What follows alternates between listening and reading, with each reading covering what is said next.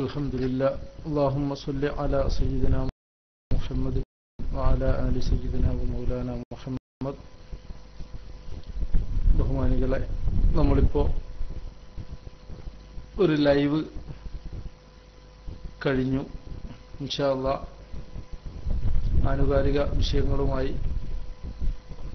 നമ്മുടെ പ്രിയപ്പെട്ട ARCKBയും സുന്നിസും ഒക്കെ വരുമെന്ന് കരുതാം. അതുവരെ ഒരു ചെറിയ സമയം നമുക്ക്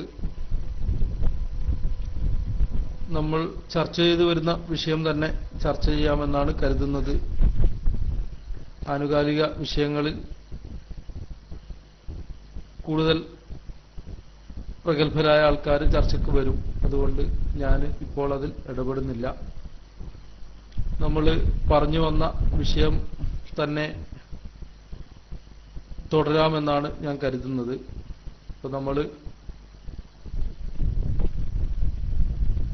സുന്നത്ത് ജമാഅത്തിന്റെ എതിരിൽ നിൽക്കുന്ന മുജാഹിദ്, ജമാഅത്ത് ഇസ്ലാമി പോലുള്ള വിഭാഗക്കാര് ഒരിക്കലും പ്രായോഗികമല്ലാത്ത ഒരു ആശയവും ഒരു രീതിശാസ്ത്രവും അതോടൊപ്പം വൈരുദ്ധ്യങ്ങൾ കൊണ്ട് നിറഞ്ഞ വാദങ്ങളും അതോടൊപ്പം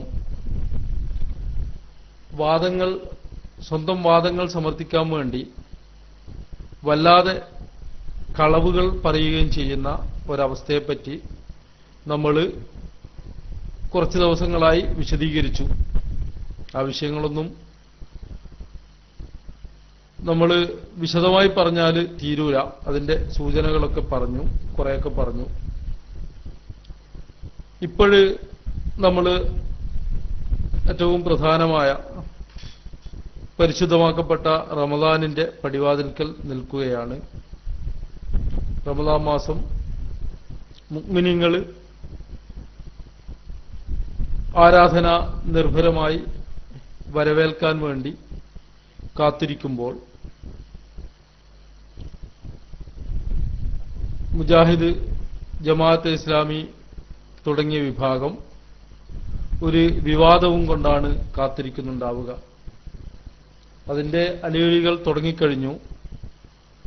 തറാവീഹ് നിസ്കാരമാണ് ആ വിഷയം. സത്യത്തിൽ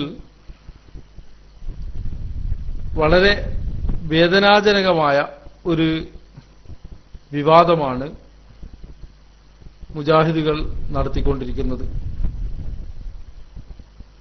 തറാവീഹ് നിസ്കാരം നാളിതുവരെ മുസ്ലിങ്ങൾ ഏകോപിച്ചുകൊണ്ട് തർക്കമില്ലാതെ 20 റക്അത്ത് മക്കയിലും മദീനയിലും മറ്റ് രാജ്യങ്ങളിലും നമ്മുടെ കൊച്ചു കേരളത്തിലും അതുപോലെ എല്ലാ സ്ഥലങ്ങളിലും വിവാദങ്ങളില്ലാതെ നടന്നു വന്നിരുന്ന ഒരു മഹത്തായ സുന്നത്ത് നിസ്കാരം ആയിരുന്നു. പക്ഷെ അതും വിവാദങ്ങൾ ഉണ്ടാക്കുകയും തർക്കിക്കുകയും അതുവഴി ജനങ്ങളിൽ ഒസ്വാസ് കയറ്റി ഇബാദത്തിന്റെ സമയവും അതുപോലെ ദിക്റുകളും ദുആകളും സ്വലാത്തുകളും അതുപോലുള്ള കാര്യങ്ങൾ ചെയ്യേണ്ട സമയവും തഖ്വയുണ്ടാക്കുന്ന വിഷയങ്ങൾ പറയേണ്ടുന്ന സമയവുമൊക്കെ വിവാദങ്ങളിൽ തന്നെ നിലനിർത്തുക എന്ന പിശാചിന്റെ ഗൂഢതന്ത്രത്തിന്റെ വക്താക്കളായി നമ്മുടെ നാട്ടിലുള്ള സുന്നിയേതര കക്ഷികൾ പ്രവർത്തിച്ചുകൊണ്ടിരിക്കുകയാണ്. അപ്പോ തറാവീഹിന്റെ വിഷയത്തിൽ ഞാൻ കുറെ കാലം മുമ്പ് പലരോടും ആ വിഷയവുമായിട്ട് ബന്ധപ്പെട്ട് സംസാരിക്കുകയും ചില സ്ഥലങ്ങളിലൊക്കെ ലഘുലേഖകളും അതുപോലുള്ള കാര്യങ്ങളൊക്കെ ഇറക്കേണ്ടി വന്ന സാഹചര്യത്തിൽ അതുമായി ബന്ധപ്പെടുകയൊക്കെ ചെയ്തിരുന്നു. അപ്പോഴെനിക്ക് ഏറ്റവും രസകരമായി തോന്നാറുള്ളത് ബുഖാരിയിലുള്ള ഹദീസാണ് തറാവീഹ് 20 ബിദ്അത്താണെന്നുള്ളതിന്റെ തെളിവ് എന്നുള്ളതാണ്. അപ്പൊ നിങ്ങൾ വിചാരിക്കുന്നതാണ് അതെന്താ ഇത്ര രസകരം? അതിലുള്ള രസം എന്താന്ന് വെച്ചാല്, ബുഖാരി കാണാത്ത ഒരു പണ്ഡിതനും ഇമാമിങ്ങളും കഴിഞ്ഞു പോയിട്ടുണ്ടാവില്ല എന്ന് സ്വഹീഹുൽ ബുഖാരി രചിക്കപ്പെട്ടതിന് ശേഷം സ്വാഭാവികമായിട്ടും എല്ലാവർക്കും അറിയാം. അവരൊക്കെ മുമ്പ് മുജാഹിദുകളൊക്കെ പറഞ്ഞിരുന്നത് ഇമാമിങ്ങൾക്ക് ഹദീസ് കിട്ടാത്തത് കൊണ്ട് അബദ്ധം പടഞ്ഞിട്ടുണ്ട് എന്നാണ്. അതേ സ്ഥാനത്ത് നിങ്ങളത് ആലോചിച്ച് നോക്കിയേ, ബുഖാരിയിൽ ഹദീസ് ഉണ്ട് എന്നാണ് അവരെ വാദം. എന്തിന്? നമ്മൾ നിസ്കരിക്കുന്ന, മുസ്ലിങ്ങൾ നിസ്കരിച്ചു വന്ന തറാവീഹ് 20 നിസ്കരിക്കൽ ബിദ്അത്താണെന്നും അത് നരകത്തിലേക്ക് പോകുന്ന പദ്ധതിയാണെന്നും ഉള്ളതിന് ബുഖാരിയിലാണ് തെളിവ്.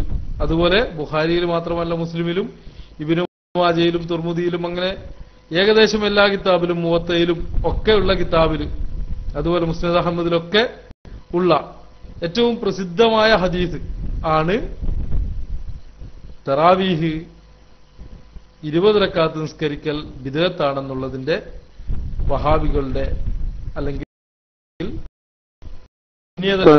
എന്ന് രസാവഹമായ കാര്യമാണ്. കാരണം ഇമാമിങ്ങൾ ഇവര് പറയാറുള്ളത് ഇമാമിങ്ങൾ ഹദീസ് കിട്ടാഞ്ഞിട്ട് അബദ്ധം പറ്റിയെന്നാണ് ഇവര് പറയാറുള്ളത്. അതുകൊണ്ട് നമുക്ക് ഹദീസ് കിട്ടി നമ്മളത് തിരുത്തണം എന്നാ പറയാറുള്ളത്. അപ്പോ ഈ സ്വഹീഹുൽ ബുഖാരി ഇവര് പറയുന്നത് കേട്ടാ വിചാരിക്കും 256 മഹാനായ ഇമാം ബുഖാരി റഹ്മത്തുള്ളാഹി അലൈഹി തങ്ങൾ വഫാത്താകുന്നത്. അവിടുന്ന് രചിക്കപ്പെട്ടതിന് ശേഷം അത് ഒരു പാത്രത്തിലാക്കി കുഴിച്ചിടുകയും പിന്നീട് മുബാറക് ഫൂരിയോ അല്ലെങ്കിൽ ആധുനിക അൽബാനികളോ അല്ലെങ്കിൽ ഇപ്പോഴുള്ള മൗലവിമാരോ അത് കുഴിച്ചെടുത്ത് ലോകത്ത് പ്രചരിപ്പിച്ച ഗ്രന്ഥമാണ് സ്വഹീഹുൽ ബുഖാരി എന്ന് തോന്നിപ്പോകും. ഞാൻ പറയാൻ കാരണം, മുമ്പ് ഞാൻ ഈ വിഷയവുമായിട്ട് ബന്ധപ്പെട്ട് ഒരു നാട്ടില് ഇതിന്റെ ആദ്യം ഒരു ലഘുലേഖ ഇറക്കിയിരുന്നു. അപ്പോഴ് നമ്മൾ ഏതൊരു വിഷയത്തിലും മുജാഹിദുകളെ ഏറ്റവും അംഗീകരിക്കുന്നവരെ തെളിവ് പറഞ്ഞാൽ അതിന്റെ ഒരു പ്രയാസമുണ്ടാവില്ല, അവർക്ക് സ്വീകരിക്കാൻ കൂടുതൽ സൗകര്യമുണ്ടാകുമെന്ന് കരുതി അതാണ് നമ്മൾ ആദ്യം ഉദ്ധരിക്കുക.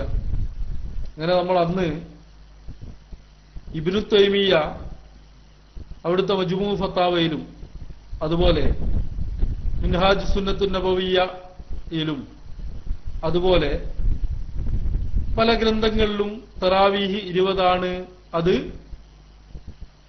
ഉമർ ഇബ്നു ഖത്താബ് റളിയല്ലാഹു അൻഹുവിന്റെ കാലത്ത് നിസ്കരിക്കുകയും അത് ഏകോപനം ഉണ്ടാവുകയും ചെയ്തിട്ടുണ്ട്, അതുകൊണ്ട് 20 എന്ന് പറഞ്ഞിട്ടുണ്ട് എന്നും, അതുപോലെ ഇബ്നുൽ ഖയ്യിം പറഞ്ഞതായി മുജാഹിദുകൾ അംഗീകരിക്കുന്ന സിദ്ദീഖ് ഹസൻ ഖാൻ അദ്ദേഹത്തിന്റെ ഔനുൽ ബാരിയിൽ ഉദ്ധരിച്ചിട്ടുണ്ട് എന്നും, അതുപോലെ ഇബ്നു അബ്ദുൽ വഹാബ് സാക്ഷാൽ മുഹമ്മദ് ബിൻ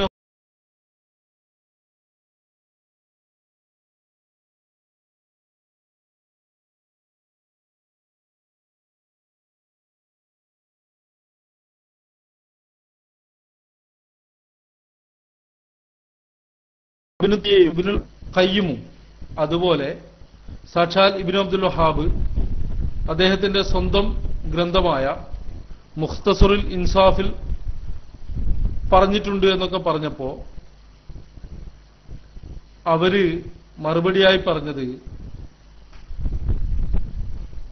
അത് ബുഖാരിയിൽ സ്വഹീഹുൽ ബുഖാരിയിൽ സ്ഥിരപ്പെട്ടിട്ടുണ്ട്, അതുകൊണ്ട് ഞങ്ങൾ അതാണ് സ്വീകരിക്കാം. അപ്പൊ ഞാന് അവരോട് ചോദിച്ചു, നിങ്ങളെ സംസാരം കേട്ടാൽ തോന്നുക ഈ ബുഖാരി അന്ന് രേഖപ്പെടുത്തപ്പെട്ട ശേഷം ഭൂമിയിൽ കുഴിച്ചിട്ടതായിരുന്നോ അത് പിന്നീട് ഖനനം ചെയ്തെടുത്തതായിരുന്നോ എന്ന് ചോദിച്ചിരുന്നു. അപ്പോൾ ഇവർക്ക് നമ്മൾ എന്തൊരു കാര്യം പറയുമ്പോഴും ബുദ്ധിമാന്മാർ പറയുമ്പോൾ, മനുഷ്യന്മാർ പറയുമ്പോൾ, ഒക്കലാ പറയുമ്പോൾ കുറച്ച് ലോജിക്ക് ഉണ്ടാവുക എന്നത്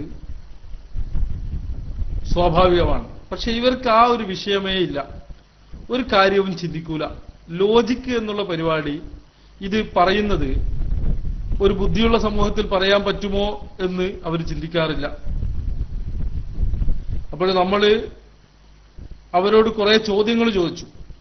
നിങ്ങൾ ഇബ്നു തൈമിയ ശൈഖുൽ ഇസ്ലാം എന്ന് വിളിക്കുന്നത് വിദേഹത്ത് പഠിപ്പിച്ചതിന്റെ പേരിലാണോ എന്നൊക്കെ ചോദിച്ചപ്പോ അവര് അതിൽ നിന്നൊക്കെ പല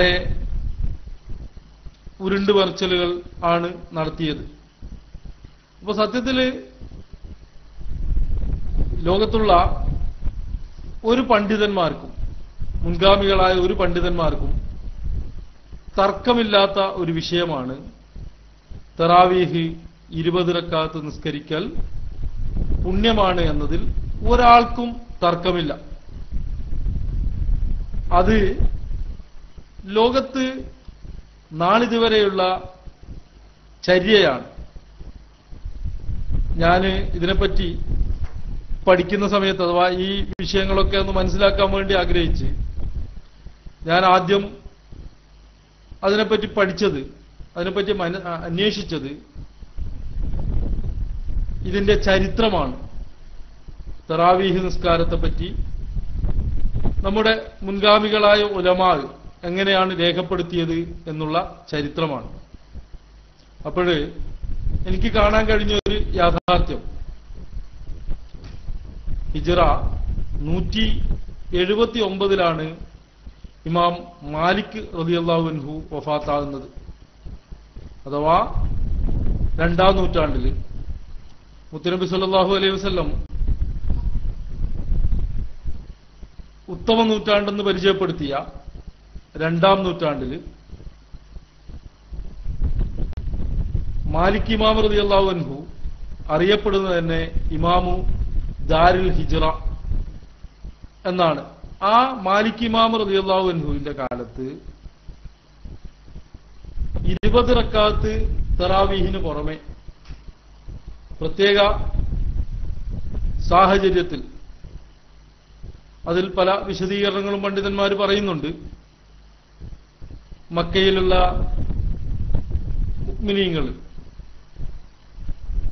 4 റക്അത്ത് നിസ്കരിച്ച് അതിന്റെ ഇടയിൽ വിശ്രമവേളയിൽ കഅബം തവാഫ് ചെയ്യാറുണ്ടായിരുന്നുവെന്നും അത് മദീനയിൽ അങ്ങനെ ഒരു സൗകര്യമില്ലാത്തതിനാൽ മദീനക്കാര് പ്രതിഫലത്തിൽ അവരോട് കിടപിടിക്കാൻ, അതിൽ മത്സരിക്കാൻ വേണ്ടി, അഥവാ കൂടുതൽ കൂലി കിട്ടാൻ വേണ്ടി നമ്മൾ പിന്നിലായി പോകരുത് എന്ന് ചിന്തിച്ചുകൊണ്ട് അവര് ആ ഇടവേളകളിൽ 4 റക്അത്ത് സ്വന്തത്തിൽ നിസ്കരിക്കുകയും നഫ്ല് മുത്തലക്ക് നിസ്കരിക്കുകയും സ്വന്തത്തിൽ നിസ്കരിക്കുകയും അങ്ങനെ 36 നടന്നു വരുന്ന പതിവായിരുന്നു. മാലിക് ഇമാം റളിയല്ലാഹു അൻഹു മദീനയിൽ ദർസ് നടത്തുകയും അതുപോലെ ഫത്വ കൊടുക്കുകയും അതുപോലെ ഖളാ നടത്തുകയൊക്കെ ചെയ്യുന്ന കാലഘട്ടം. അപ്പോൾ മാലിക് ഇമാം റളിയല്ലാഹു അൻഹുവിനോട് ഖലീഫ മൻസൂർ, അവിടുത്തെ ഭരണാധികാരി, ഇത് 20 റക്അത്തിലേക്ക് ചുരുക്കുന്നതിനെപ്പറ്റി ഒരു മതവിധി ചോദിച്ചപ്പോ മാലിക് ഇമാം റളിയല്ലാഹു അൻഹു പറഞ്ഞു, അത് ചുരുക്കാൻ പറ്റില്ല, അത് മുൻഗാമികൾ തുടർന്നു വന്നതല്ലേ, അത് ചുരുക്കാൻ പറ്റില്ല എന്ന് പറഞ്ഞത്. അഥവാ മദീനയിൽ 20ഉം അതിനു പുറമെ 16ഉം കൂടി 36 നിസ്കരിക്കുന്ന സംവിധാനത്തെ പറ്റി ചോദ്യം വന്നത് ആരോടാണ്? ഇമാം മാലിക് റളിയല്ലാഹു അൻഹു, ഹിജ്റ 179 വഫാത്തായ മഹാപണ്ഡിതൻ. അപ്പോ മഹാനവർകൾ അത് ചുരുക്കാൻ പറ്റില്ല എന്ന് പറഞ്ഞത് അദ്ദേഹത്തിന്റെ സ്വന്തം ഗ്രന്ഥമായ, അഥവാ മാലിക് ഇമാം റളിയല്ലാഹു അൻഹുവിന്റെ സ്വന്തം കിതാബായ അൽ മുദവ്വനത്തുൽ കുബ്രയിലുണ്ട്. ഞാൻ പറഞ്ഞതിന്റെ പോയിന്റ് നിങ്ങൾ ശ്രദ്ധിക്കണം. മദീനയിൽ 20ഉം 16ഉം ചേർന്ന് 36 റക്അത്ത് നിസ്കരിക്കുന്ന പതിവ് മാലിക് ഇമാം റളിയല്ലാഹു അൻഹുവിന്റെ മുമ്പേ ഉണ്ട് എന്ന് നമ്മൾക്ക് പരമ്പരയിലൂടെ ലഭ്യമായ സംഭവങ്ങളാണെങ്കിലും സ്വന്തം ഗ്രന്ഥത്തിൽ ഒരു മുജ്തഹിദ് മുത്ലഖ് നിരുപാധിക ഗവേഷകനായ മാലിക് ഇമാം റളിയല്ലാഹു അൻഹു രേഖപ്പെടുത്തി വെച്ചിട്ടുണ്ട്. അപ്പോ അതിനുശേഷം മാലിക് ഇമാം റളിയല്ലാഹു അൻഹുവിന്റെ ശിഷ്യനും മാലിക് ഇമാമിന്റെ കൂടെ വഫാത്ത് വരെ സഹവസിച്ച് മദീനയിൽ കഴിയുകയും മാലിക് ഇമാമിന്റെ കൂടെ ഇൽമ് നുകർന്നുകൊണ്ട് ജീവിക്കുകയും ചെയ്ത് അവിടുത്തെ വിയോഗത്തിന് ശേഷം മറ്റ് രാജ്യങ്ങളിലേക്ക്, ഈജിപ്തിലേക്കും മറ്റു പല രാജ്യങ്ങളിലേക്കും യാത്ര ചെയ്യുകയും അവിടെ നിന്നൊക്കെ വിജ്ഞാനം നുകരുകയും ചെയ്ത ലോകപ്രശസ്ത പണ്ഡിതൻ ഇമാമുൽ അയിമ്മത്തിന്റെ ഇമാമ് എന്നറിയപ്പെട്ട ഇമാം ശാഫഈ റളിയല്ലാഹു അൻഹു മക്കയിൽ ജീവിച്ച മഹാനാണ്, മദീനയിൽ ജീവിച്ച മഹാനാണ്, ഈജിപ്തിൽ ജീവിച്ച മഹാനാണ്, അതുപോലെ കൂഫയിൽ ജീവിച്ച മഹാനാണ്. ഇസ്ലാമികമായി അന്നുള്ള ഇസ്ലാമിക വൈജ്ഞാന രംഗത്ത് ശ്രദ്ധേയമായ നാടുകളിലൊക്കെ സഞ്ചരിച്ച ഇമാം ഷാഫിഈ റളിയല്ലാഹു അൻഹു അവിടുത്തെ സ്വന്തം ഗ്രന്ഥമായ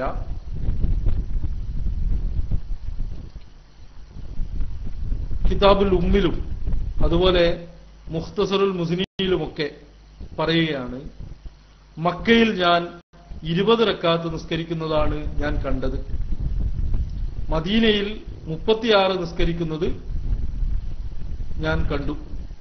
ആ 36ന്റെ വിഷയം ഞാൻ പറഞ്ഞു. അപ്പോ എന്നിട്ട് പറയാണ് 20 ഞാൻ തെരഞ്ഞെടുക്കുന്നത്, കാരണം ഉമർ റളിയല്ലാഹു അൻഹുവിൽ നിന്ന് റിപ്പോർട്ട് വന്നത് അങ്ങനെയാണ്. അപ്പോൾ മക്കയിലും മദീനയിലും ആദ്യ നൂറ്റാണ്ടുകളിൽ സ്ഥിരപ്പെട്ട ഒരു സംവിധാനമാണ് തറാവീഹ് 20 റക്അത്ത് നിസ്കരിക്കുക എന്നതെന്ന് ഈ രണ്ട് ഗ്രന്ഥങ്ങളും, ഇതിന് സനദിന്റെ ആവശ്യമില്ല, നേരിട്ട് അവരുടെ ഗ്രന്ഥങ്ങളിൽ രേഖപ്പെടുത്തിയ വിഷയമാണ് ഞാൻ പറയുന്നത്. ഇതോടൊപ്പം ഇമാം ബുഖാരി റളിയല്ലാഹു അൻഹു അവിടുത്തെ സ്വഹീഹുൽ ബുഖാരിയിൽ പ്രത്യേകം ഒരു അധ്യായം തന്നെ കൊണ്ടുവന്നിട്ടുണ്ട്. മുത്തനബി സല്ലല്ലാഹു അലൈഹി വസല്ലം പ്രേരിപ്പിച്ചതിൽ പറയുന്ന അധ്യായം എന്തിന്റെ മുകളിൽ മുത്തഫഖ അലൈഹി ഹറമൈനി അൽ മക്ക വൽ മദീന, ഹറമൈനി യോജിച്ച വിഷയത്തിൽ മുറുകെ പിടിക്കണമെന്നും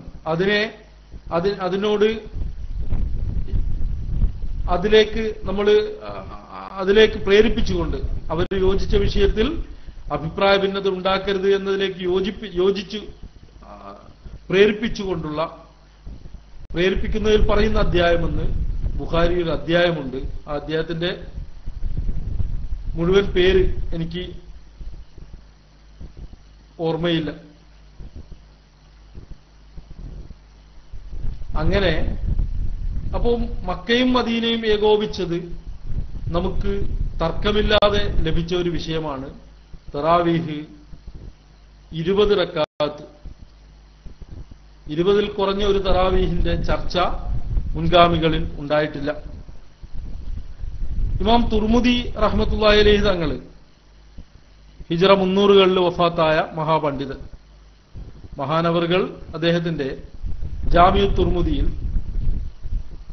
ധാരാളം പണ്ഡിതന്മാരെ ഉദ്ധരിച്ചുകൊണ്ട്, മുജ്തഹിദീങ്ങളായ പണ്ഡിതന്മാരെ ഉദ്ധരിച്ചുകൊണ്ട് 20 റക്അത്ത് തറാവീഹ് പറയുന്നത് ഹിജ്റ 300കൾ രചിക്കപ്പെട്ട ജാമിഉ തുർമുദിയിൽ കാണാം.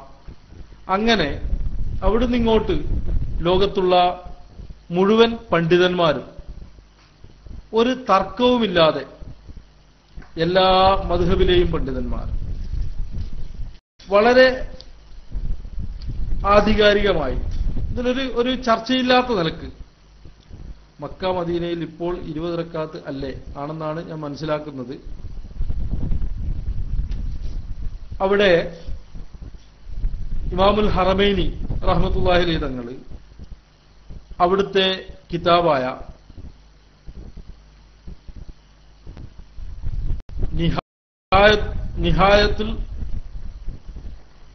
നിഹായ എന്ന് പറയുന്ന കിതാബിൽ, അതുപോലെ എല്ലാ ഇമാമിങ്ങളും, അതൊക്കെ ഹിജ്റ 400-കളിലൊക്കെ രചിക്കപ്പെട്ട കിതാബാണ്. അതുപോലെ ഹനഫി മദ്ഹബിലെ ഇമാം സറഖ്സി, നമ്മുടെ മദ്ഹബിലെ ഇമാം ബൈഹഖി, ഇമാം ഒസ്സാലി, ഇമാം നവവി, ഇമാം റാഫി, ഇമാം ഇബ്നു അബ്ദുൽ ബർ, അങ്ങനെ എണ്ണിയാൽ ഒടുങ്ങാത്ത അത്രയും ഇമാമിങ്ങൾ റഹ്മത്തുള്ളാഹി അലൈഹിം, അങ്ങനെ എല്ലാവരും 4 മദ്ഹബിലെയും പണ്ഡിതന്മാര്, മുഹദ്ദിസീങ്ങൾ, ഫുഖഹാക്കൾ, മുഫസ്സിരീങ്ങൾ, ആർക്കും തർക്കമില്ലാതെ തറാവീഹ് 20 ആണെന്ന് പഠിപ്പിക്കുകയും മദീനയിൽ പ്രത്യേക സാഹചര്യത്തിൽ 36 നിലനിന്ന് പോന്നിരുന്നതായും അത് പിന്നീട് വലിയുൽ ഇറാഖി തങ്ങള് അവിടുത്തെ ഖാദിയായിരുന്ന സമയത്ത് അത് 20 ജമാഅത്തായി ആദ്യം നിസ്കരിക്കുകയും 16 അതിൽ നിന്ന് വേറിട്ട് കൊണ്ട് തന്നെ ഖിയാമുൽ ലൈൽ പിന്നീട് നിസ്കരിക്കുകയും ചെയ്യുന്ന ആ രൂപത്തിലേക്ക് മാറ്റിയിട്ടുണ്ടെന്നൊക്കെ ചരിത്രത്തിൽ കാണാം. ഞാൻ പറയുന്നത്, ഇങ്ങനെ ഒരു തർക്കവുമില്ലാതെ വന്നതിൽ എന്തിന് മുസ്ലിം ലോകത്ത് തർക്കം സൃഷ്ടിച്ചു? കാരണം അയിമ്മത്ത് മുജ്തഹിദീങ്ങൾ, ഞാൻ ഈ വളരെ മുമ്പ് തന്നെ ഈ വിഷയങ്ങളൊക്കെ പഠിക്കാൻ ആഗ്രഹിച്ചപ്പോൾ ഞാൻ വാങ്ങിയ ഒരു കിതാബാണ് ബിദായത്തുൽ മുജ്തഹിദ് എന്ന് പറയുന്ന കിതാബ്. അത് മുജ്തഹിദീങ്ങളുടെ അഭിപ്രായ വ്യത്യാസങ്ങളും അത്തരം വിഷയങ്ങൾ ചർച്ച ചെയ്യുന്ന കിതാബാണ്. അത് രചിച്ചത് ഇബ്നു റുഷ്ദ് റളിയല്ലാഹു അൻഹു ആണ്. ഹിജ്റ 595 മഹാനവർകൾ വഫാത്തായിട്ടുണ്ട്. മഹാനവർകൾ ഈ കിതാബിന്റെ ഉദ്ദേശം തന്നെ മൊത്തത്തിൽ മുജ്തഹിദീങ്ങൾ ഒരു വിഷയത്തിൽ എന്തൊക്കെ പറഞ്ഞു എന്ന് വിശദീകരിക്കാനാണ്. ഞാൻ ഇത് വാങ്ങിക്കാൻ തന്നെ, ഇത് നോക്കാൻ തന്നെ കാരണം, നമ്മളൊരു വിഷയത്തിലേക്ക് ഇറങ്ങുമ്പോൾ മുജ്തഹിദീങ്ങളുടെ അഭിപ്രായ വ്യത്യാസങ്ങൾ അറിയാതെ നമ്മൾ ഒരു വിഷയത്തെപ്പറ്റിയും ആക്ഷേപിക്കാനോ മറ്റോ പാടില്ല. കാരണം നമ്മൾ ചിലപ്പോൾ പഠിച്ചു വെച്ചത് നമ്മുടെ ഇമാം പറഞ്ഞതിനെതിരെ വേറെ ആരെങ്കിലും പറയുമ്പോൾ ചിലപ്പോഴൊക്കെ നമ്മളോട് അടച്ചാക്ഷേപിച്ചു പോകുന്ന ഒരു വിഷയം വരുന്നതിനെ ഭയപ്പെട്ടുകൊണ്ട് നമ്മൾ ഏതൊരു വിഷയത്തിലും എന്തൊക്കെ അഭിപ്രായ വ്യത്യാസം ഉണ്ട് എന്ന് നമ്മൾ മനസ്സിലാക്കാൻ വേണ്ടി ഞാൻ സ്വായത്തമാക്കിയ, ഞാൻ വാങ്ങിച്ചൊരു കിതാബാണ് ബിദായത്തുൽ മുജ്തഹിദ്. ഞാൻ പറയുന്നത്, ഇത്തരം വിഷയങ്ങൾ പഠിക്കുന്ന ആൾക്കാർ, എന്നെ പോലെ സാധാരണക്കാരും അങ്ങനത്തെ ആൾക്കാർ പഠിക്കുമ്പോൾ ആ ഒരു കിതാബ് അഥവാ ഈ അഭിപ്രായ വ്യത്യാസങ്ങളൊക്കെ പഠിച്ചു വെക്കുന്നതല്ലാണ് എന്നും കൂടി പറയാനാണ് ഞാൻ ആ കിതാബിന്റെ വിഷയം പറഞ്ഞത്. അവിടെ അതിൽ മുജ്തഹിദീങ്ങളെ പറ്റി, മുജ്തഹിദീങ്ങളുടെ അഭിപ്രായങ്ങളാണ് അതിൽ ഉണ്ടാവുക. അപ്പൊ അതിന് ഈ ഒരു അധ്യായം തന്നെ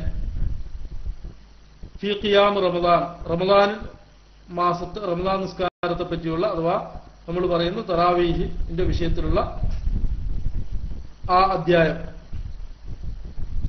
അതിൽ പറയാണ് അജ്മഉ, എല്ലാവരും ഏകോപിച്ചിട്ടുണ്ട്, അഥവാ മുജ്തഹിദീങ്ങൾ ഏകോപിച്ചിട്ടുണ്ട്. അല അന്ന ഖിയാമു ശഹ്ർ റമദാൻ, ഈ റമദാൻ മാസത്തിലുള്ള ഖിയാമു റമദാൻ മുറഅബുൻ ഫീഹി അക്സറു മിൻ സായിരിൽ അശ്ഹുർ, മറ്റു മാസങ്ങളെക്കാളും റമദാൻ മാസം പ്രത്യേകം നിസ്കരിക്കുന്നത് തേടപ്പെട്ട വിഷയമാണ്, കൊതിപ്പിക്കപ്പെട്ട വിഷയമാണ്. ലിഖൗലിഹി സ്വല്ലല്ലാഹു അലൈഹി വസല്ലം, അള്ളാഹുവിന്റെ റസൂലിന്റെ വാക്കിന് വേണ്ടി, മൻ ഖാമ റമദാന ഈമാനൻ വഹ്തിസാബൻ ഗുഫിറ ലഹു മാ തഖദ്ദമ മിൻ ദംബിഹി, വല്ലവനും റമദാൻ മാസത്തിൽ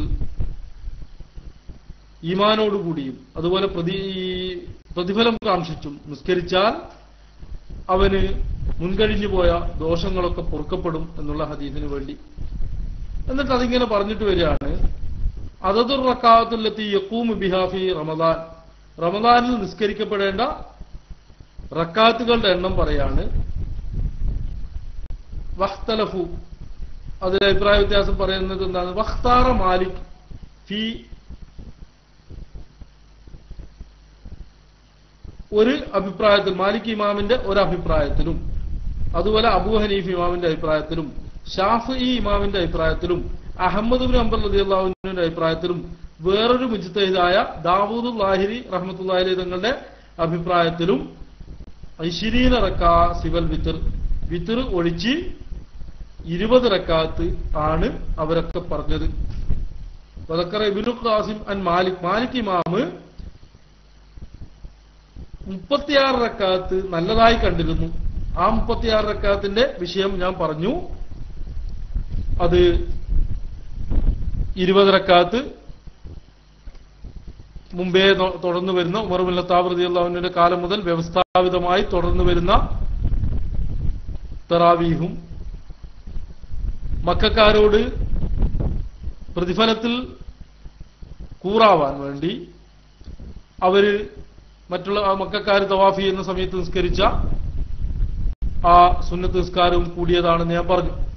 അപ്പോഴിങ്ങനെ വ്യക്തമായ ഒരു വിഷയം ഉണ്ടായിട്ട് വളരെ ശക്തമായി ഇപ്പോഴും തറാവീഹ് ഒരു വിവാദമാക്കിയത് എന്തിനാണെന്ന് എത്ര ചിന്തിച്ചിട്ടും മനസ്സിലാവുന്നില്ല. കാരണം ഇവര് പറയുന്നത് ശരിയാണ് എന്ന് നമ്മൾ തഖ്ദീർ ചെയ്ത, നമ്മൾ അങ്ങനെ നമ്മളൊന്ന് സങ്കല്പിച്ചു നോക്കിയാൽ അതിന്റെ അർത്ഥം എന്താണ്? ലോകത്തുള്ള ഒരൊറ്റ മുജ്തഹിദീങ്ങൾക്കും ഒരൊറ്റ പണ്ഡിതന്മാർക്കും സ്വഹാബികൾ ഉമർ ഇബ്നു ഖത്താബ് റളിയല്ലാഹു അൻഹുവിന്റെ കാലം മുതലുള്ള ഇത്രയും കാലം അവിടെയുള്ള സ്വഹാബികൾക്കും താബിഈങ്ങൾക്കും അതുപോലെ ഒരൊറ്റ ഇമാമിങ്ങൾക്കും ദീന് മനസ്സിലായില്ല, ഈ വിഷയം മനസ്സിലായില്ല. അത് മനസ്സിലായത് കുറച്ച് അതിനുശേഷം കുറെ 1300 വർഷം അല്ലെങ്കിൽ 1400 വർഷത്തിന് ശേഷം വന്ന കുറെ മുജാഹിദുകൾക്കാണ് എന്ന് ആണതിന്റെ അവർ പറയുന്നതിന്റെ അർത്ഥം. അതൊക്കെ വിശ്വസിക്കാൻ മനുഷ്യന്മാരെ കിട്ടുക എന്നത് ലോകാത്ഭുതങ്ങളിൽ അത്ഭുതമായി എണ്ണേണ്ട ഒരു കാര്യവുമാണ്. നിങ്ങളൊന്ന് ആലോചിച്ച് നോക്കിയേ, ഇവരുടെ ഇബ്നു തൈമിയ്യ പറഞ്ഞു, ഇബ്നുൽ ഖയ്യിം പറഞ്ഞു, ഇബ്നു അബ്ദുൽ വഹാബ് പറഞ്ഞു, എല്ലാവരും പറഞ്ഞു. എന്നാലും ഇവിടെ കുറെ തട്ടിപ്പുകൾ അവർ നടത്താറുണ്ട്. തട്ടിപ്പുകൾ നടത്തുമ്പോ അതേ നാണയത്തിൽ തന്നെ നമ്മൾ ചോദിച്ചാൽ അവർ വഷളാകാറുമുണ്ട്. അവർക്കുള്ള കാര്യമായ തെളിവ് തറാവീഹ് 20 ആണെന്നതിന് അവർ ഏറ്റവും ആധികാരികമായി പ്രാമാണികമായി പറയുന്ന തെളിവ് ബുഖാരിയിലും മുസ്ലിമിലൊക്കെ ഉള്ള ഹദീസ്. അതിന് വേറൊരു രസം കൂടി പറയാം. ഞാനൊരാളോട് ചോദിച്ചു, ഷാഫിഈ ഇമാം റളിയല്ലാഹു അൻഹു തറാവീഹ് 20 ആണെന്ന് പറയാൻ കാരണം എന്താണ്? ഷാഫിഈ ഇമാം ഈ ഹദീസ് കണ്ടിട്ടില്ല എന്ന് ചോദിച്ചു. ഷാഫിഈ ഇമാം ഹദീസ് കണ്ടിരുന്നെങ്കിൽ അങ്ങനെ പറയൂലായിരുന്നു, കണ്ടിട്ടില്ല എന്ന് പറഞ്ഞു. അപ്പൊ ഞാൻ പറഞ്ഞു, ഈ ഹദീസ് മുവത്തയിലാണുള്ളത്, മുവത്തക്ക് ശേഷമാണ് പിന്നീട് ബുഖാരിയിലൊക്കെ വന്നത്. ഈ ഹദീസിന്റെ പരമ്പരകൾ എങ്ങനെ പരിശോധിച്ചു നോക്കിയാലും മാലിക് ഇമാം റളിയല്ലാഹു അൻഹുവിലൂടെയാണ് ഈ ഹദീസ് വന്നത് എന്ന് മനസ്സിലാക്കാവുന്നതാണ്. ആ മാലിക് ഇമാമിന്റെ മുവത്ത ഇമാം ഷാഫിഈ റളിയല്ലാഹു അൻഹു 10 വയസ്സിൽ മനപ്പാഠം പഠിച്ചു എന്നത് ചരിത്ര യാഥാർത്ഥ്യമാണ്. അങ്ങനെ മനപ്പാഠം പഠിച്ചു എന്നതിന് പുറമെ മാലിക് ഇമാം റളിയല്ലാഹു അൻഹുവിന്റെ അടുക്കൽ നിന്ന് വീണ്ടും മുവത്ത കേൾക്കുകയും അത് റിപ്പോർട്ട് ചെയ്യുകയും ചെയ്ത ആളാണ് ഇമാം ഷാഫിഈ റളിയല്ലാഹു അൻഹു.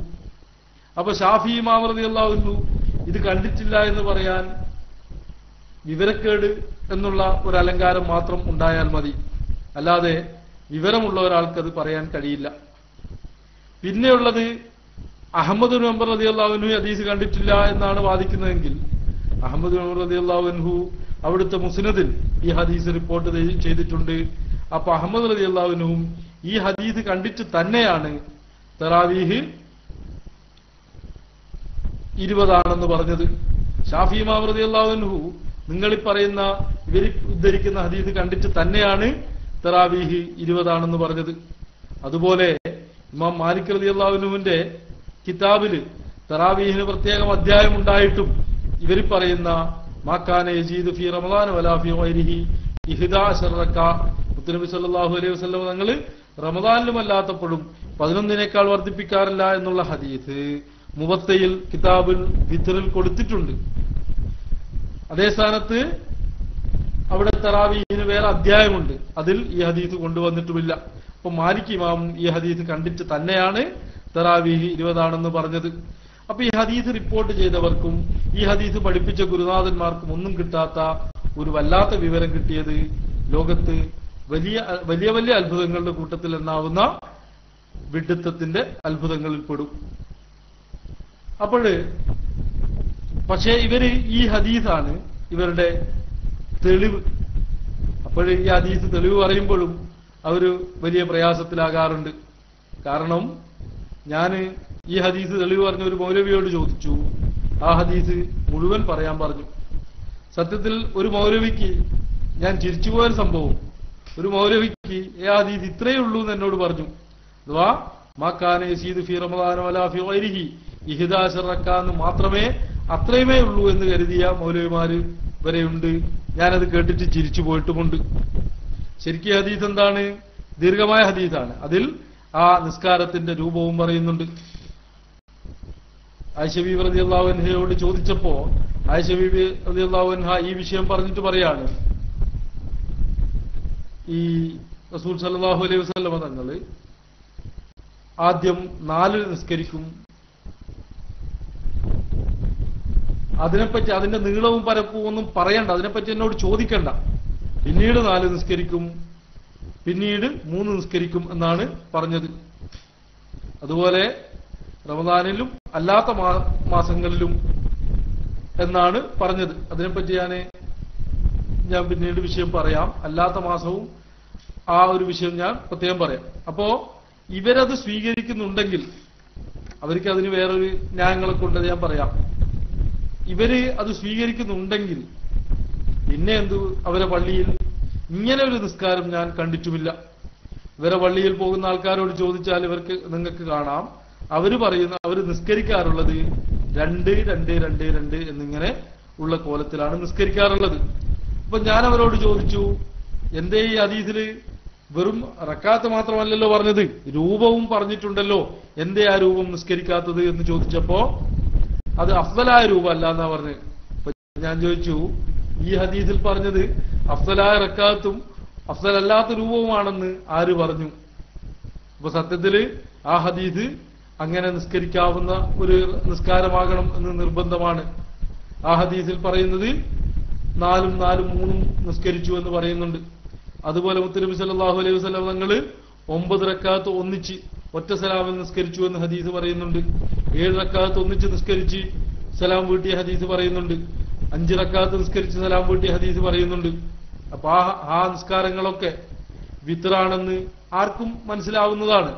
അതുകൊണ്ടാണ് റമദാനിലും അല്ലാത്തപ്പോഴും ഒക്കെ നിസ്കരിച്ചത് 11 എന്ന് പറഞ്ഞത് വിത്റിനെ പറ്റിയാണെന്ന് സുതരാം വ്യക്തമാണ്. അതിൽ വേറെയും ഒരു വിഷയം കൂടി വിശദീകരിക്കാനുണ്ട്. ഇൻഷാ അല്ലാഹ് അത് അടുത്ത വിഷയമായിട്ട് പറയാം. അപ്പൊ ഞാൻ പറഞ്ഞു വന്നത്, ഇതൊരു തർക്കിക്കേണ്ട വിഷയമില്ല. കാരണം ഈ ഹദീസ് നമ്മൾ ചർവണം നടത്തണമെങ്കിൽ അതിനു മുമ്പ് ലോകത്ത് ഈ ഹദീസ് കാണാത്തവരല്ലല്ലോ ഈ നിസ്കരിച്ചത്. അപ്പൊ ഈ ഹദീസ് കണ്ടവരൊക്കെ, ഈ ഹദീസ് കാണാത്തവർ ആരാ ഉള്ളത്? ഇമാം നവവി റളിയല്ലാഹു അൻഹു മുസ്ലിമിന് ശറഹ് എഴുതിയിട്ടില്ലേ? ഈ ഹദീസ് കാണാതിരിക്കുവോ? അദ്ദേഹവും പറഞ്ഞത്, മഹാനവറുകൾ പറഞ്ഞത് 20 എന്നല്ലേ? ഇബ്നു അബ്ദുൽ ബർ റഹ്മത്തുള്ളാഹി അലൈഹി തങ്ങൾ മുഹത്തഖി ശറഹ് എഴുതിയിട്ടില്ലേ? അവര് കാണാതിരിക്കുവോ? അവരും പറഞ്ഞത് 20 എന്നല്ലേ? ഇമാം ബൈഹഖി റഹ്മത്തുള്ളാഹി അലൈഹി തങ്ങൾ ആരാണ് ഈ നാസുറുൽ മദ്ഹബ്, ഈ ഇമാമുൽ ഹറമൈനി തങ്ങൾ പറഞ്ഞത്, ബൈഹഖി ഇമാമിനെ പറ്റി പറഞ്ഞത്, എല്ലാ ഷാഫിഈ മദ്ഹബുകാരും ഷാഫി ഇമാമിനോട് കടപ്പെട്ടിരിക്കുന്നു, എന്നാൽ ഷാഫി ഇമാം ബൈഹഖി റളിയല്ലാഹു അൻഹുവിനോട് കടപ്പെട്ടിരിക്കുന്നു എന്ന് പറഞ്ഞ ആ ഇമാം ബൈഹഖി റളിയല്ലാഹു അൻഹു, അത് ഒരു പ്രത്യേക വാചകമാണ്. എന്തെന്ന് വെച്ചാൽ ഷാഫി ഇമാം റളിയല്ലാഹു അൻഹുവിനെ ആക്ഷേപിച്ചുകൊണ്ട് ആരൊക്കെ വന്നോ അവർക്കൊക്കെ ഖണ്ഡനം എഴുതുകയും ഷാഫിഈ മദ്ഹബിലെ ഓരോ വിഷയങ്ങളും ഹദീസ് ഉദ്ധരിച്ചുകൊണ്ട് സമർത്ഥിക്കുകയും ചെയ്ത് മാരിഫത്തു സുനൻ വൽ ആസാർ എന്നുള്ള കിതാബും അതുപോലെ സുനനുൽ കുബ്രയും ഒക്കെ എഴുതി ഷാഫിഈ മദ്ഹബിനെ ഈ വളരെ അതിന്റെ ഓരോ വിഷയങ്ങളും ഹദീസ് ഉദ്ധരിച്ച് തെളിയിച്ച് പറഞ്ഞതുകൊണ്ടാണ്, അങ്ങനെ തെളിയിച്ചതുകൊണ്ടാണ് ഇമാമുൽ ഹറമൈനി തങ്ങള് ആ വാചകം പറഞ്ഞത്. ആ ഇമാം ബൈഹഖി റഹ്മത്തുള്ളാഹി അലൈഹി തങ്ങള് അവരും പറയുന്നു 20 ആണെന്ന്. ഇതൊക്കെ കണ്ടവരാണ്. ഈ ഹദീസ് കണ്ട മുഴുവൻ ഇമാമിങ്ങളും. ഇമാം ഖാദി ഇയാദ് റഹ്മത്തുള്ളാഹി അലൈഹി തങ്ങൾ ഈ ഹദീസ് കാണാത്തവരാ. മുസ്ലിമിന് ശറഹ് എഴുതിയിട്ടില്ലേ? അതുപോലെ ഇബ്നു ബത്താർ റഹ്മത്തുള്ളാഹി അലൈഹി തങ്ങൾ ബുഖാരിക്ക് ശറഹ് എഴുതിയിട്ടില്ലേ? അതുപോലെയുള്ള ലോകത്ത് കഴിഞ്ഞുപോയ ഇമാമിങ്ങൾ ഈ പറയുന്നവർ 20 ആണെന്ന് പറയുന്നവർ ബുഖാരി കാണാത്തവരാ? അല്ലെങ്കിൽ ഹദീസ് മനസ്സിലാക്കാത്തവരാ? അല്ലല്ലോ. ഈ ഹദീസ് മനസ്സിലാക്കി ഈ ഹദീസ് കണ്ടവർ തന്നെയാണ് തറാവീഹ് 20 ആണെന്ന് പഠിപ്പിച്ചത്. അപ്പോൾ അതൊക്കെ മനസ്സിലാക്കാനുള്ള ഒരു മിനിമം ലോജിക്ക് മനുഷ്യനെന്നുള്ള നിലക്ക്, ഈ മനുഷ്യ ജീവികൾക്ക് മനുഷ്യരെന്നുള്ള നിലക്ക് അള്ളാഹു നൽകിയ സവിശേഷത ബുദ്ധി കൊണ്ട് ചിന്തിച്ചാൽ ലഭിക്കുന്ന, കോമൺ സെൻസ് കൊണ്ട് ചിന്തിച്ചാൽ ലഭിക്കുന്ന കാര്യങ്ങളാണ്. അതും നമ്മൾ ഇത്രയും വലിയ വിഷയമാക്കി വലിയൊരു ചർച്ചയാക്കി. എന്നിട്ട് റമദാൻ വന്നാൽ എല്ലാവർക്കും ചർച്ച. തറാവീഹ് 20 റക്അത്ത് നിസ്കരിക്കല് തെറ്റാണ്. ഞങ്ങള് മുത്തുനബി സല്ലല്ലാഹു അലൈഹി വസല്ലം തങ്ങള്, അവരെ മുത്തുനബി എന്നൊന്നും പറയൂല, പ്രവാചകർ നിസ്കരിച്ചതുപോലെയാണ് നിസ്കരിക്കുന്നത്, അതാണ് ഞങ്ങൾ നിസ്കരിക്കുന്നതെന്ന് പറയുമ്പോ അതിൽ ഒരു വലിയൊരു അതവുകേടില്ലേ? ഞങ്ങൾ അങ്ങനെയാണ് ചെയ്യുന്നതെന്ന് പറയുമ്പോ മറ്റുള്ളവരൊക്കെ മുത്തുനബിക്കെതിരെ ചെയ്തു എന്നല്ലേ അതിന്റെ മഫ്ഹൂം? അത് വലിയൊരു വളരെ അതവുകേടിന്റെ വാചകമല്ലേ? അപ്പോൾ അങ്ങനെ ആരെങ്കിലും ചെയ്യുമോ? മുത്തുനബി സല്ലല്ലാഹു അലൈഹി വസല്ലം തങ്ങൾ പഠിപ്പിച്ചതിനെതിരായിട്ട് ഒരു മുത്തുനബി ഇഷ്ടപ്പെടാത്ത ഒരു കാര്യം ഈ ഉമർ ഇബ്നു ഖത്താബ് റളിയല്ലാഹു അൻഹുവിന്റെ കാലം മുതൽ സ്ഥിരപ്പെട്ട് ഇങ്ങോട്ട് വരുമോ? അപ്പോൾ അങ്ങനെ അവരൊക്കെ എന്താ മുത്തുനബിക്കെതിരായിരുന്നോ? അപ്പൊ ഈ പറയുന്നതൊക്കെ എന്താണെന്ന് പറയുന്നവർ ചിന്തിച്ചിരുന്നെങ്കിൽ വളരെ നന്നായിരുന്നു. ഇനി നമുക്ക് ഈ വിഷയത്തിൽ ചർച്ച ചെയ്യാനുള്ളത് ഇവര് ഉന്നയിക്കുന്ന വിഷയങ്ങൾ എന്തൊക്കെയാണ്. സത്യത്തിൽ അതിനെപ്പറ്റി ചർച്ചയുടെ ആവശ്യം തന്നെ ഇല്ല. കാരണം ഒരു നിലക്കും ചർച്ചയ്ക്ക് വകുപ്പില്ലാത്തൊരു വിഷയമാണ്. എന്നാലും ഇൻഷാ അല്ലാഹ് നമുക്ക് ഒരു പഠനം എന്നുള്ള നിലക്കായതുകൊണ്ട് നമുക്ക് അവർ ഉന്നയിക്കുന്ന ഓരോ കിതാബും, ഇമാം സുയൂത്തി റളിയല്ലാഹു അൻഹു അൽ-ഹാവിൽ ഫതാവയിൽ എന്താണ് പറഞ്ഞത്, അതുപോലെ ഇമാം സുബക്കി റഹ്മത്തുള്ളാഹി അലൈഹി തങ്ങൾ ഫതാവയിൽ എന്താണ് പറഞ്ഞത്, അതുപോലെ ഇബ്നു അബ്ദുൽ ഹൈതമി തങ്ങൾ ഫതാവൽ കുബ്രയിൽ എന്താണ് പറഞ്ഞത്, ഇതൊക്കെ നമുക്ക് ചർച്ച ചെയ്യാനുണ്ട്. അതുപോലെ എങ്ങനെയാണ് ഈ ഹദീസുകളൊക്കെ സംയോജിപ്പിച്ചത്, 20 റക്അത്ത് നിസ്കരിച്ചു എന്നുള്ള ഹദീസിന് എന്ത് ന്യൂനതയാണുള്ളത്, അതൊക്കെ നമ്മൾ ഇൻഷാ അല്ലാഹ് ചർച്ച ചെയ്യാനുണ്ട്. ഞാനിപ്പോ അത് നീട്ടിക്കൊണ്ടുപോകുന്നില്ല, ഞാൻ വിരമിക്കുകയാണ്. അതുകൊണ്ട് പറഞ്ഞത് ഞാൻ ഇന്ന് പറഞ്ഞത് ഒന്ന് സംഗ്രഹിച്ചുകൊണ്ട് ഞാൻ നിർത്തുകയാണ്. ഞാനിന്ന് പറഞ്ഞതിന്റെ ആകത്തുക, ലോകത്ത് നമ്മൾ കണ്ട, നമുക്ക് ദീനെത്തിച്ചു തന്ന മുഴുവൻ പണ്ഡിതന്മാരും അയിമത്ത് മുജ്തഹിദീങ്ങളും ഏകോപിച്ചുകൊണ്ട് ഒരു അഭിപ്രായ വ്യത്യാസമില്ലാതെ എല്ലാ പണ്ഡിതന്മാരും അതിനുശേഷമുള്ള പണ്ഡിതന്മാരും 20 റക്അത്താണ് തറാവീഹ് പഠിപ്പിച്ചത്. അതിനു പുറമെ ഇബ്നു തൈമിയ്യ, ഇബ്നുൽ ഖയ്യിം, ഇബ്നു അബ്ദുൽ വഹാബ് എന്നീ മുജാഹിദുകൾ പ്രത്യേകം ആദരിക്കുന്ന പണ്ഡിതന്മാരും പഠിപ്പിച്ചത് 20 ആണ്. അതുപോലെ ലോകത്ത് മക്കയിലും മദീനയിലും ആദ്യ നൂറ്റാണ്ടുകളിൽ, 1-ാം നൂറ്റാണ്ടിലും 2-ാം നൂറ്റാണ്ടിലുമൊക്കെ മുത്തുനബി സല്ലല്ലാഹു അലൈഹി വസല്ലം തങ്ങൾ ഖൈറുൽ ഖുറൂൻ എന്ന് വിശേഷിപ്പിച്ച ഉത്തമ നൂറ്റാണ്ടുകളിൽ അവിടെ ഈ 20 റക്അത്താണ് നടന്നു വന്നിരുന്നത് എന്ന് അത് കണ്ട് രേഖപ്പെടുത്തിയ മഹാന്മാരാണ് ഇമാം മാലിക് റളിയല്ലാഹു അൻഹുവും ഇമാം ഷാഫി റളിയല്ലാഹു അൻഹുവും അതുപോലുള്ള മറ്റു പണ്ഡിതന്മാരും. അപ്പോൾ ഇങ്ങനെ വളരെ സുദൃഢമായി ആ കാലം മുതൽ വർഷങ്ങളായി, നൂറ്റാണ്ടുകളായി, 1000 വർഷത്തിന് പുറമെ ആയി ഇങ്ങനെ നടന്നു വരുന്നു എന്നത് ലോകത്ത് തർക്കമില്ലാത്ത വിഷയമാണ്. അതിൽ തർക്കം കൊണ്ടുവന്ന് നമ്മളെ മുൻഗാമികളൊന്നും അറിയാത്തവരാണെന്നോ, അല്ലെങ്കിൽ അവർ മുത്തുനബിക്കെതിരെ ഈ ഹദീസ് കണ്ടിട്ടും, ഈ ഹദീസാണ് തെളിവെങ്കിൽ നിങ്ങൾ പറയുന്ന ആരോപണം വളരെ വലുതാണ്, ഈ ഹദീസ് കണ്ടിട്ടും റസൂൽ സല്ലല്ലാഹു അലൈഹി വസല്ലം പറഞ്ഞിട്ടും അവർക്കെതിരെ ശക്തമായ നിലപാട് സ്വീകരിച്ചവരാണ് ഇമാമിങ്ങൾ എന്നാണ് അതിൽ നിന്ന് വരിക. അങ്ങനെയാണെങ്കിൽ പിന്നെ നിങ്ങൾ അവരെ ഇമാമിങ്ങൾ എന്ന് പറയുന്നതിന്റെ സാങ്കത്യം എന്തെന്നും ഞങ്ങൾക്ക് മനസ്സിലാവുന്നില്ല. അതുകൊണ്ട് നമ്മൾ ഇത്തരം ഈമാനുള്ളവർ ഇത്തരം ചർച്ച ഒരിക്കലും ചെയ്യില്ല എന്നാണ് ഞാൻ മനസ്സിലാക്കുന്നത്. കാരണം ചില വിഷയങ്ങളിലൊക്കെ ചില അവ്യക്തതകളും കാര്യങ്ങളൊക്കെ ഉണ്ടായിട്ട് ചർച്ച വരാം. ഇതിൽ അങ്ങനെ ഒരു അവ്യക്തതക്കും വകുപ്പില്ലാത്തതുകൊണ്ട് അതിന്റെ ഒരു ചർച്ചയ്ക്ക് തന്നെ പ്രസക്തിയില്ലാത്ത വിധം മുസ്ലിം ലോകത്ത് സ്ഥിരപ്പെട്ടതാണ്. കർമ്മപരമായി ലോകത്ത് ഏകോപനം സംഭവിച്ച ഒരു വിഷയവുമാണത്. ലോകത്ത് എല്ലാ പള്ളികളിലും പണ്ട് മുതലേ 20 റക്അത്ത് തറാവീഹ് ജമാഅത്തായി നടന്നു വരുന്നുണ്ട്. ഉമർ ഖത്താബ് റളിയല്ലാഹു അൻഹുവിന്റെ കാലം മുതൽ തറാവീഹ് 20 റക്അത്ത് ജമാഅത്തായി നടന്നു വരുന്നുണ്ട്.